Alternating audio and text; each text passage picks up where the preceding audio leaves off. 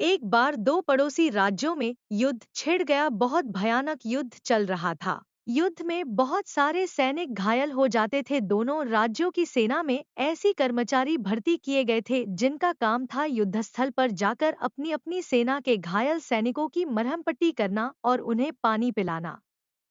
उनमें से एक राज्य की सेना का एक कर्मचारी था। पंडवर्ण युद्धस्थल पर जाता और घायल सैनिकों को पानी पिलाता और उनकी मरहम पट्टी करता। उसे जो भी घायल सैनिक नजर आता, चाहे वह उसकी अपनी सेना का हो या विरोधी राज्य की सेना का हो, उसकी सेवा करता। इस बात पर कुछ सैनिक ने राजा को शिकायत की कि पंडवर्ण विरोधी राज्य के घायल सैनिकों को भी मरहम पट्टी करता और उन्हें पानी पिलाता है। राजा ने उसे तुरंत बुलाया और उससे पूछा, पंडवर्ण, तुम्हें घायल सैनिक की सेवा के लिए रखा गया है, किंतु तुम तो विरोधी राज्य के सेना के घायल सैनिकों को भी सेवा कर रहे हो, ऐसा क्यों? पंडवर्ण बोला, महाराज, मेरा कर्म है कि मैं घायलों की सेवा करूं। मैं जब युद्ध स्थल पर जाता हूं तो मुझे सिर्फ दर्द से कहारते घायल मानव नजर आते हैं।